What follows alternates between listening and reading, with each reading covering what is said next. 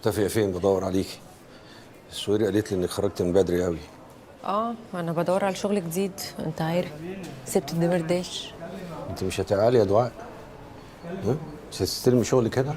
يعني انا مجنونه يعني يا بابي؟ لا مش قصدي، بس دي مستشفى ابوكي، يعني مستشفى بتاعتك. ايوه يا بابي، بس احنا الاتنين اتفقنا قبل كده ان شغلك يخصك وشغلي انا يخصني، حتى لو احنا الاتنين بنشتغل في نفس المجال، فاكر؟ ايه المهم؟ لقيت شغل ولا لسه؟ لو حصل جديد هقولك. وبعدين يعني يا بابي، ما كنت قلت لي الكلام ده في البيت؟ انت عارفه بروح متاخر، هقابلك امتى؟ على كل حال انا عايزك في خدمه ليا بصفتي ابوكي وانت بنتي، مش بصفتك زميله. اتفضل طبعا. والله بتصالحيني بكلمتين في الموبايل؟ بقول لك ايه، انا قلت لبابي ان الباسبور بتاعي ضاع، عشان هو كان عايزني اطلع بداله المؤتمر بتاع مدريد بعد بكره، عشان لو سالك او حاجه. وانا مالي؟ يسالني ليه؟ عشان ما تتفاجئيش بس.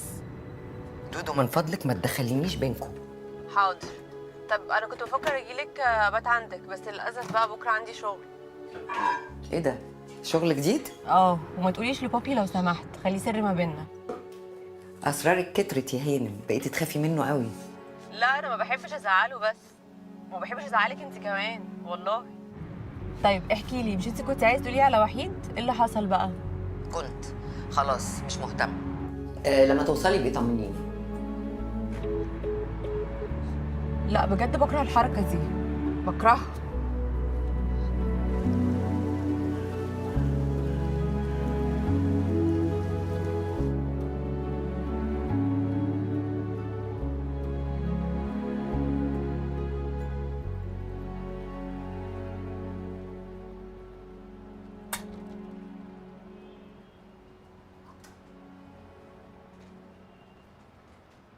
عزازي،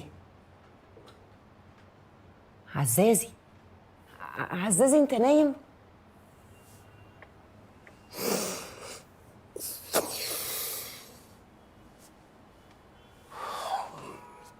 حتى لو نايم اديكي بتصحيني يا حاجه. حقك عليا، بس انا قلقانه على اختك قوي، شكلها راكبه دماغها. تركب بقى ولا ما تركبش، حياتها وهي حره فيها. كله من الحمل، اسمع مني. يا سلام، على فكره انا دكتور وانا مدرس العاب. ولو بكلم مجدي يعقوب نفسه، دي حاجات مش هتفهمها. اقعدي انت بقى دافع عنها ودلعيها كده لحد ما هتخربي عليها خالص.